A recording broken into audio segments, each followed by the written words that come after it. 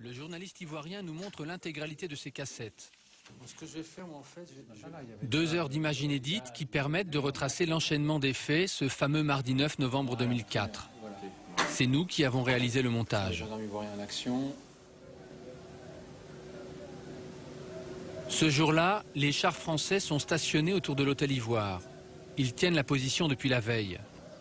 Les manifestants qui ont passé la nuit sur place déambulent sur l'esplanade. La caméra filme depuis le premier étage, depuis les bureaux de la télévision privée. La foule est de plus en plus compacte.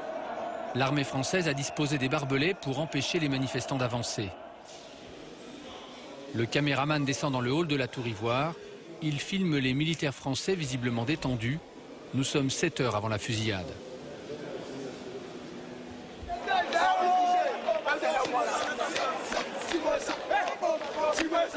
Dehors, l'ambiance est bon enfant.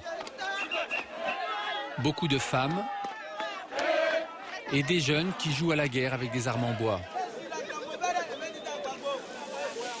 Les manifestants enlèvent une partie des barbelés posés par l'armée française.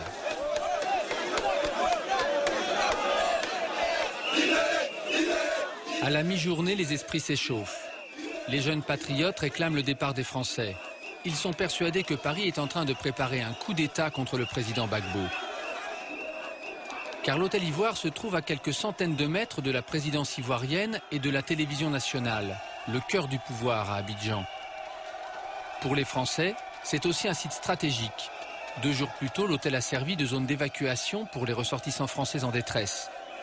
Des hélicoptères et des bateaux les ont acheminés par la lagune vers le camp militaire du 43e BIMA. La tour de l'hôtel Ivoire, avec ses 24 étages, est une véritable tour de contrôle sur le centre-ville d'Abidjan.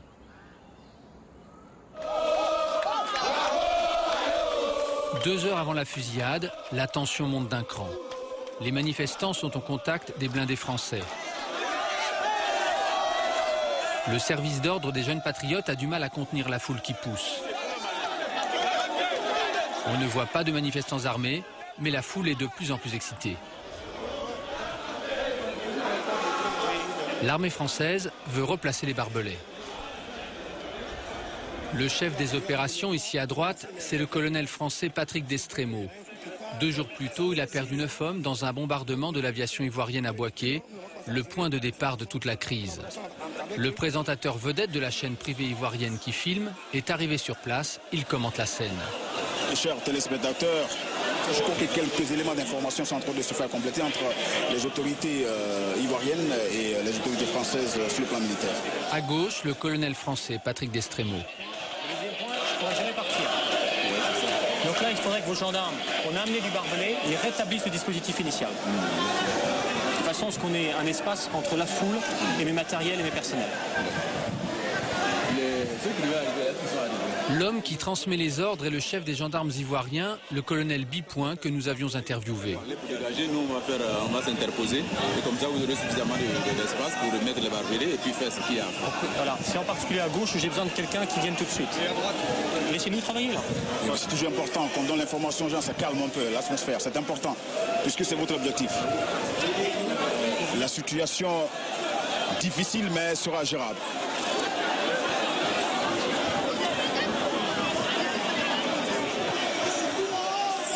La plupart des militaires français sont sortis de l'hôtel, prêts à partir. Mais rien ne bouge.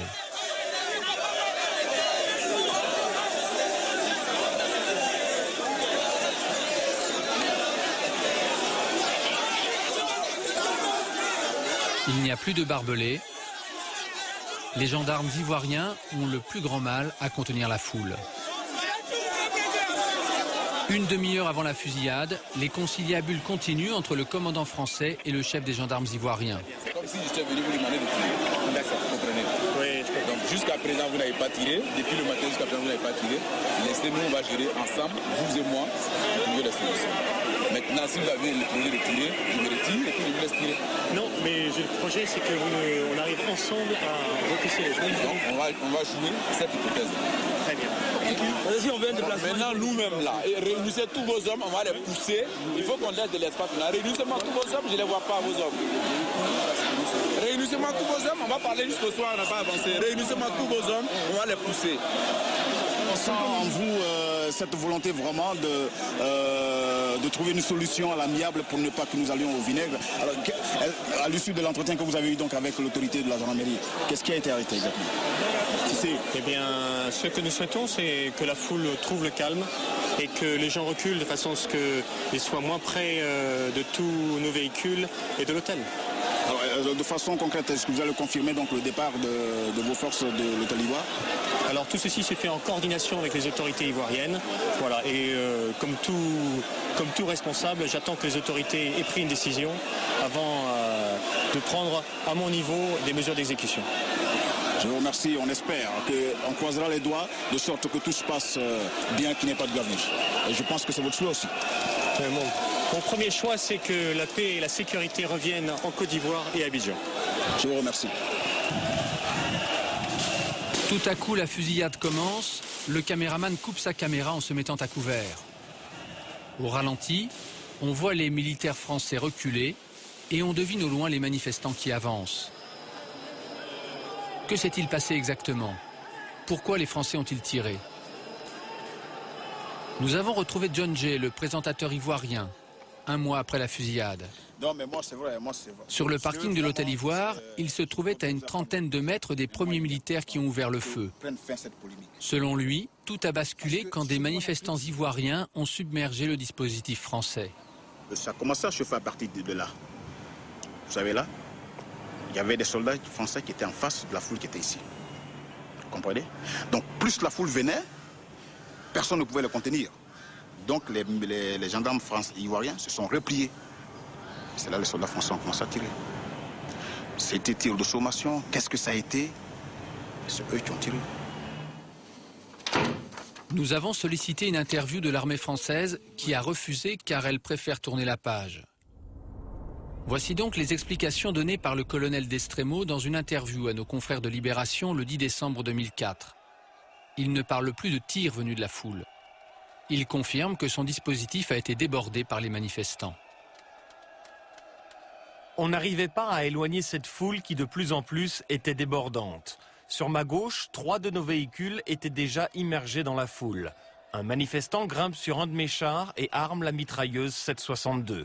Un de mes hommes fait un tir d'intimidation dans sa direction. L'individu redescend aussitôt du blindé. Le coup de feu déclenche une fusillade. L'ensemble de mes hommes fait des tirs uniquement d'intimidation. On se rapproche de la vérité. Reste une question. Comment des tirs d'intimidation ont-ils fait 16 morts et 76 blessés par balle, selon une enquête du journal français Le Parisien? D'après l'armée française, la fusillade a duré environ 1 minute. 2000 projectiles ont été tirés.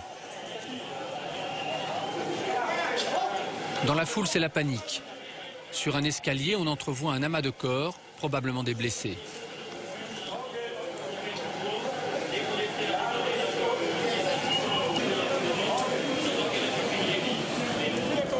Un jeune homme au crâne éclaté gît à quelques mètres des militaires français.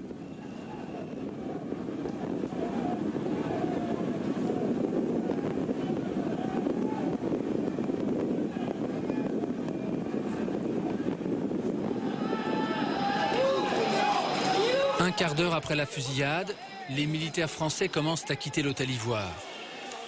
On ne voit pas de ressortissants civils évacués, mais du matériel lourd, notamment des lance-roquettes.